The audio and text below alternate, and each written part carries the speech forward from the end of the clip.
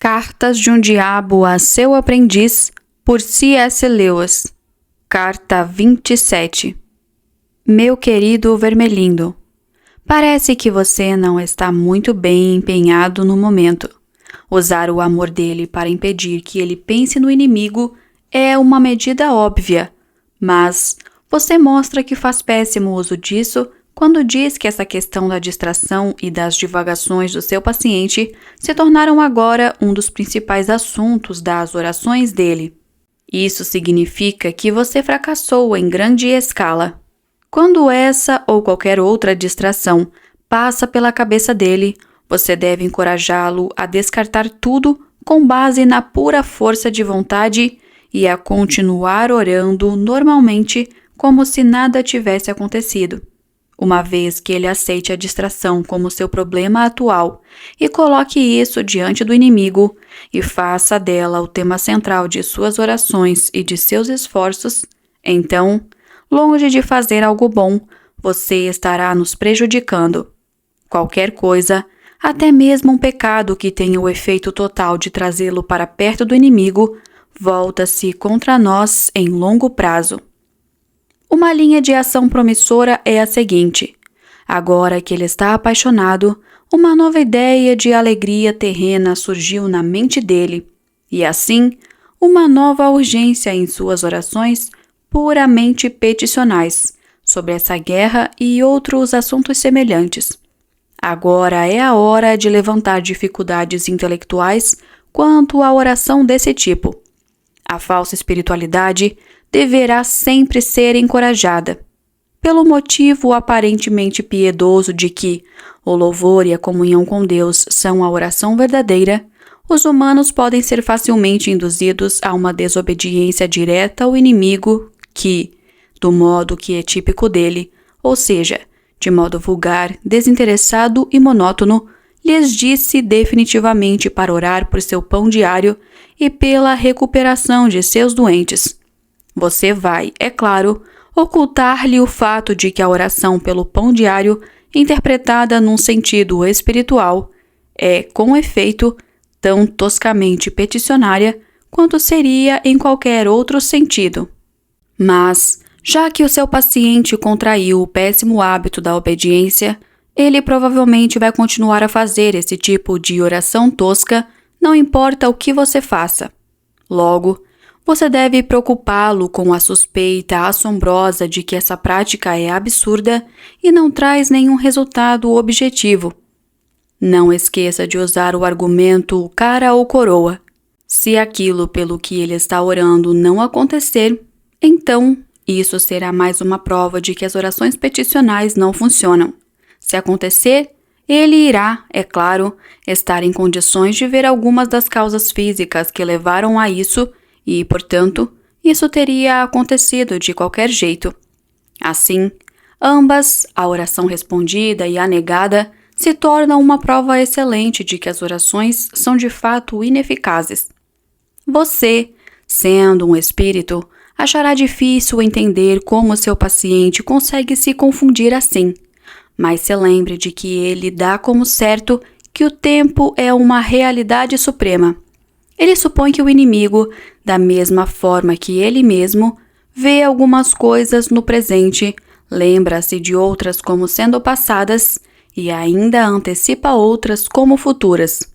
Ou mesmo se ele acreditar que o inimigo não vê as coisas dessa forma, ainda que no íntimo do seu coração ele considere isso uma peculiaridade do modo de percepção do inimigo, ele não acha realmente, embora dissesse que sim, que as coisas são como o inimigo as vê. Se você tentasse explicar a ele que as orações dos homens de hoje representam uma dentre as inúmeras coordenadas com as quais o inimigo harmoniza o tempo de amanhã, ele retrocaria dizendo que, então, o inimigo sempre soube que os homens fariam aquelas orações e, nesse caso, os humanos não oram livremente, mas foram predestinados a fazer isso. E ele acrescentaria que o tempo em um determinado dia pode ser reconstituído por meio de suas causas, até a criação original da matéria em si, de modo que a coisa toda, tanto do lado humano quanto do lado material, é dada desde o início.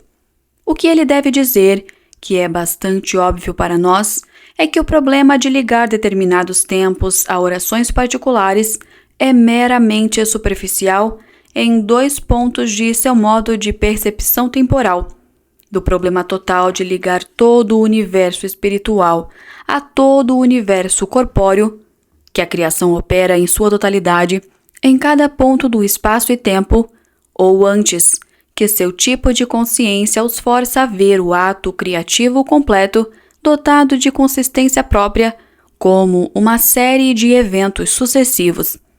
Porque esse ato criativo deixa espaço para o seu livre-arbítrio é o problema de todos os problemas, o segredo por trás de toda essa bobagem chamada amor. Como isso acontece, não é nenhum problema, pois o inimigo não antevê como os homens vão contribuir livremente para o futuro, mas vê as práticas deles em seu eterno agora. E, obviamente, observar um homem fazendo algo não é o mesmo que forçá-lo a fazer isso. Pode-se afirmar que alguns escritores humanos intrometidos, notadamente Boécio, deixaram escapar esse segredo. Mas, considerando o clima intelectual que, com sucesso, acabamos de produzir por toda a Europa Ocidental, você não precisa se preocupar com isso. Somente os que tiveram uma boa formação leem os livros antigos. E nós lidamos de tal forma com estes que, de todos os homens, eles são os que têm menos chance de adquirir sabedoria fazendo isso. Nós fizemos isso incutindo neles o ponto de vista histórico. Esse ponto de vista, em suma, significa que, quando alguma afirmação proveniente de um autor antigo é apresentada, a única pergunta que nunca se deve fazer é se aquilo é de fato verdade. É preciso perguntar quem influenciou o escritor antigo, até que ponto a afirmação é consistente com o que ele disse em outros livros que fazem no desenvolvimento do escritor ou na história do pensamento em geral. Ela ilustra como isso afetou os autores posteriores, quantas vezes isso foi mal interpretado, especialmente pelos próprios colegas do homem estudado, que tipo de crítica geral ao texto foi feita nos últimos 10 anos e qual é a atual conjuntura do problema. Considerar o autor antigo uma fonte possível de conhecimento, antecipar o que ele disse, poderia possivelmente modificar seus pensamentos ou seu comportamento. Seria uma atitude rejeitada como sendo absurdamente reducionista. E já que não podemos enganar toda a raça humana o tempo todo, é da maior importância separar cada geração das demais, pois onde o aprendizado faz um livre comércio entre as eras, reside sempre o perigo de que os erros característicos de uma possam ser corrigidos pelas verdades características de outra.